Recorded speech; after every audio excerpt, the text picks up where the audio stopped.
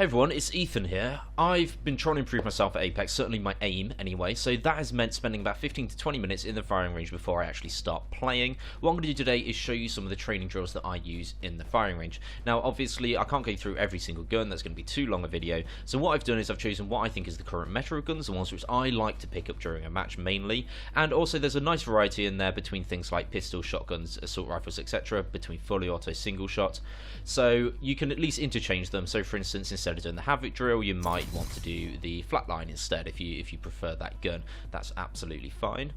But other than that, we are going to get straight with it after this short intro.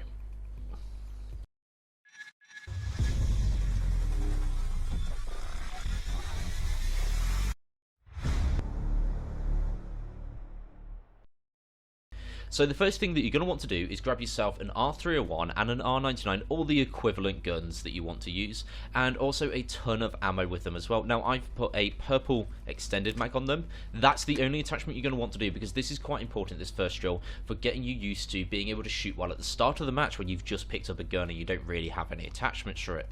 So once you've picked up those, you're going to come over to this dummy. I'm in the middle one here, it doesn't really matter which one you use, and you're going to position yourself just on this line here. And the first thing we're going to want to do is aim with your R301, and you want to try and take the dummy down in one clip and reload. Once you've done that, that one should be relatively easy. My aim's not good, but I should be able to get that every time. You're going to move to the second one here, and again you're going to want to try and take it down with one clip, and that's why the purple extended mag is there. And again we're going to go to that one, and once more just with one clip. Should not be too difficult there. Once you've done that with the R301, we're going to go back and we're going to do it with the R99. Now, I'm only doing it once on this. You might want to do it maybe 3 times on each stage. So there, where I've done it once, I might want to do it another 2 times before I move on to the next one. Depends on how much time you want to spend doing this. So again, I'm going to try and finish it with the R99. Now, you might find as well that you're going to need to get some headshots in order to finish the dummy with one clip. So it will actually get you used to aiming for the head on these dummies as well. And finally, I'm going to go to the last one here, for the R99. You can see I didn't quite finish it in one clip, so I'm going to just finish him off, and then we're going to try it again with a little bit more focus. Headshots, and that time all done in one clip. Perfect. Now you could go a little bit further if you want to for this, but I think anywhere past this range you don't really want to be using the R99 for anyway. You would probably want the R301 instead.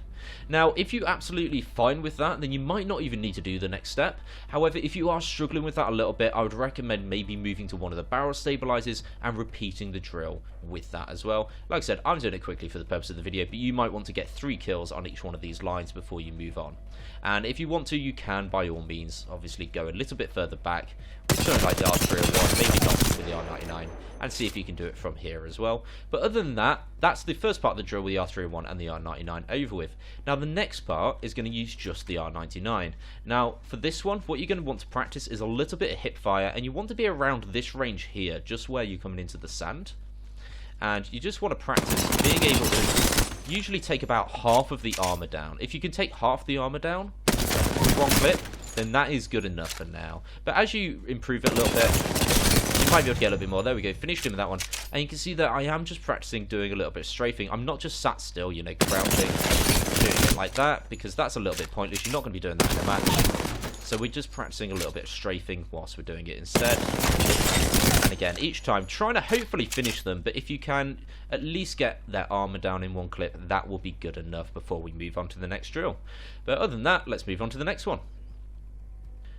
Okay, so for our next drill, we are going to be using the Havoc. I'm using the Havoc because it is so insane in the current meta at the moment. They might nerf it for Season 5, but at the moment it is absolutely class. We're going to grab ourselves a ton of energy ammo, and we are just going to come to this line on the beige bit just here where it gets a little bit more sandy. And what we're trying to do is obviously kill the first dummy, and we're going to go to the second dummy as well. And we're trying to do it all in one clip. Of the Havoc, see, they had 6 bullets remaining. Now, the important thing with the Havoc is the recoil is near enough straight up. So you're just going to want to gently hold down a little bit with the right analog stick as you shoot them. And the other thing as well is the headshots are double damage, I believe, on the Havoc as well. So you are going to be wanting to get some headshots in order to try and get both of the training dummies in one clip. You see there, I was shooting a little bit too high, so I want to sort out that recoil a little bit there, but we're almost there. If you want to practice just on the first one to begin with, and then you can move on to trying to do the second one as well. I think I even got to the point of trying the third one after putting on some HCOG Bruiser, which is my preferred sight on the Havoc as well. You can see there, it just helps you see a little bit further onto those as well. Other than that, that's near enough it for the Havoc. If you want to do the same kind of training drill of practicing yourself a little bit hip fire with it as well, you most certainly can do. And that's kind of just getting used to a little bit of strafing movement as you shoot. Down to general kind of circles around as I'm shooting as well. But that one's not necessarily needed. You're probably not going to be hip firing the Havoc very much. You'll usually pull out your R99 for that kind of work anyway. So we're going to move on to the next gun now. So our next gun is the Wingman. The only thing we've got on it again this time is the purple extended mag there. Just gives us a little bit more of ammunition practice because it doesn't change the aim whatsoever. Now, we're not going to put any sights on it. I'm going to use the iron sights because that's usually obviously how you'll find the Wingman at the start of a match, but you can practice with sights if you want to by any means. I personally quite like the digital threat or the 2x bruiser. Now, my skin on this one is the skin that has a little bit better iron sights than the natural one. If you can get this Wingman skin, it will make life a little bit easier when you're picking it up at the start of the match, but if not, don't worry too much. Now, I'm just going to show you the recoil spread of the Wingman so that you know how to practice it correctly. If you are shooting like this, I'm not going to put any kind of movement into my right analog stick whatsoever, and just having a look at the recoil pattern there, you can see the first shot hits there, and then all the other shots are very grouped, just slightly up and to the right. Now what that means is when you're practicing the Wingman, you'll find this as well, is that if you're around this distance away from the training dummy and you're shooting, you're going to want to aim near enough for the left elbow. You can see just there, it's on the left elbow. Now the first shot hits the dummy, and then it should carry on over into the head. I was a little bit too much to the left on that one, so I'm just going to alter that a little bit. And this is the kind of practice that you need to be doing. And again, change up the distance a little bit, because the Wingman can shoot relatively long range. You can see that I'm going a little bit too high, so what I'm going to want to do is aim a little bit lower, like so instead. And it's just worth knowing that if you aim a little bit down and to the left of where you want to hit, your subsequent shots are going to hit it in the head or a little bit up and to the right, no matter what kind of movement you put on your right analog stick to counter the recoil. Now obviously if you're going straight for headshots from the start, you're going to be wanting to go down and to the left on your analog stick a little bit, like so, and you can nail a fair few headshots. So once you've practiced that and the actual recoil of the Wingman, we're going to move on to what is a little bit of strafing here. So we're going to get a little bit closer with ourselves, and you're going to want to be doing strafing movements like that, so that when you're in a gunfight with somebody, you're going to try and be near enough as unpredictable as possible. But I like to generally do kind of circular movements like this because it's a little bit easier for me not to lose my focus, and we're just going to want to try and get some shots off as we're doing so. And you can practice it obviously on the middle one, and then you can start going off to the left as well, and you're just trying to hit at least half of your shots on these guys. And the one on the right is a little bit further away, a little bit harder to hit while strafing, but after a bit of practice should manage it fairly easily. And the last little drill that we're going to do with the Wingman as well is we're just going to practice doing some switching. Now, I can't remember what the flicking. Flicking is the correct word, where you quickly flick to a target and shoot it.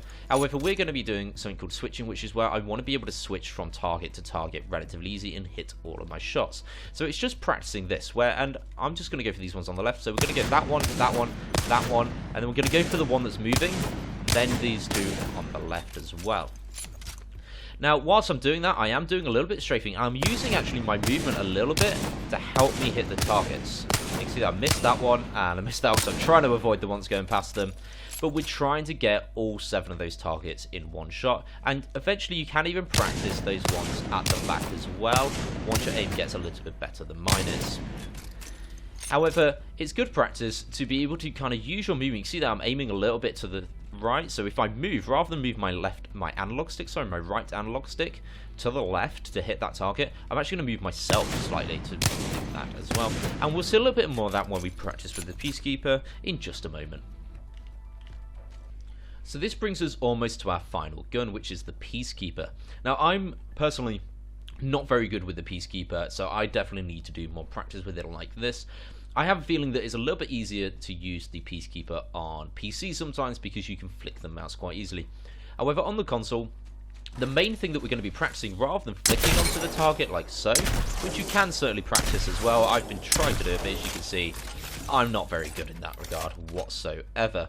But instead, I like to try and use the plan of action of strafing, and what we're going to try and do is time it so that when we move into the path of the enemy, we are indeed shooting them. So we can practice obviously on just one dummy here. You're going to want to be relatively close as well. And you're aiming with the Peacekeeper for a body shot rather than a headshot. Headshots are a little bit too unpredictable because a lot of the spread won't hit them at times. And what we're trying to do really as well is be able to kill them in 2 shots. Now, you're going to want to be a little bit closer and get those 118 damage ones, as you can see on there. This one's a little bit more of a fun drill because you can kind of, especially if you're using Pathfinder or something, use some grapples, and you can try and do maybe some slides in as well. And just generally practice being able to move and shoot them with relative ease. And it's just getting that practice of mainly trying to hit good shots, where you're getting things like 119, etc., rather than your 36s. See there, 112 and then 93. That's the kind of thing you're looking for. But you can see from the first view, I definitely need more practice with this one. I'm going to be spending a good 5 or 10 minutes each day, I think, on this one. Other than that, if you want to practice using the choke, you can certainly do that as well, but the drills kind of coincide with the other ones as well. However, what you're going to want to do is use some of these firing racks as cover, and you're just practicing popping out of cover and shooting, mainly. So pop into cover, move around a little bit whilst you're waiting for it to choke up, and then popping out and getting a shot off. And you can see there, I missed my first one, I only got about 20 on there, whereas you're wanting to hit it for a really solid amount of damage. Now with this one, you can actually aim a little bit more towards the upper chest neck area. And you can see big 110 damage on that one. If you do manage to get it bang on the head, like that, it will do a little bit more than 98 as well. Sometimes I've hit some huge shots with a choked Peacekeeper like that during some games. See there, only 52. Let's actually line one up properly and see what we can get. There you go, 130 damage for that. Huge damage. But other than that, the Peacekeeper, it's mainly about just trying to practice getting those big damage numbers on it. There's not much more to it than that. And I would say, obviously, practice doing a little bit of movement as well. Certainly if you play Pathfinder like I do, practicing some grapples into Peacekeeper shots, etc. Other than that, we're going to move on to the sniper rifle. So for our last drill, you're going to grab yourself your sniper rifle of choice. I've gone for the longbow, and get yourself whatever scope you like using as well. I've gone for the 4 to 8 times personally, as well as the extended mag if your sniper of choice uses one, of course. If you're using a charge rifle, then you don't need to worry about that, but I think a charge rifle will take its own training drill anyway. And you're going to want to come up onto one of these top sections. I prefer this one on the right hand side here, and you're just going to practice to begin with getting some headshots on actual training dummies. Now that should be relatively easy to do. But the harder part with this, and what you're going to want to practice, is moving relatively quickly from one training dummy to the other, and maybe changing your scope speeds as well. I say scope speeds, what I'm really talking about is the zoom of the scope. Because if you notice here, if I'm zoomed in 8 times, this is me going as fast as I can. Again, it takes a little bit of a while. However, if I move it to 4 times, you can see it's a fair amount quicker. I can switch targets easier. So you're just going to want to practice maybe shooting one target, switching to the other, and then zooming in and shooting those as well. Once you've had a little practice with those, and mainly trying to practice again, getting some headshots on those, because that is the big damage. You can see that I'm absolutely awful with sniper rifles. Don't know why. Used to be good with them on the older Call of Duties, but just can't quite handle them on Apex. Either way, once you've done that, you can practice shooting these moving ones here, as it helps predict that movement. I used to practice with the training dummy Easter egg, where they would move around, but I've noticed that they seem to have improved the AI, where they seem to be getting themselves into cover a little bit more. So I'm not doing it for this one. Instead, what we're going to do is we're going to practice shooting the moving ones at the back there. Now you can see it's 413 meters. So what we're going to want to do is maybe pull it up a little bit. So I'm going to go quite a bit above the target there, so it drops down into it. And we're going to just predict the movements. We're going to aim a little bit to the right of it. And you're just trying to get used to finding your range there and hitting as many shots as you can. You can see that I've just about found my range on that moving target, and you can spend a couple of minutes doing this. I need to practice my sniper rifles a bit more, same with the Peacekeeper as well. I tend to pick up automatic weapons most of the time, or the Wingman, but I definitely need to get used to finding my range with these. If you want to practice, you're about 100 to 200, you can shoot that one. And let's have a look, whereabouts have we got 201? I believe that, let me find my bearings here. That one there is, yeah, about 170 odd for that one, and there is actually targets up here as well that are again at about 400 odd. So you can quite easily go for those if you wish. That is actually it for the training drills that I use in the firing range. The last little one that I will quickly show you as well is not an actual gun training drill, but it is something that I've learned how to do quite recently.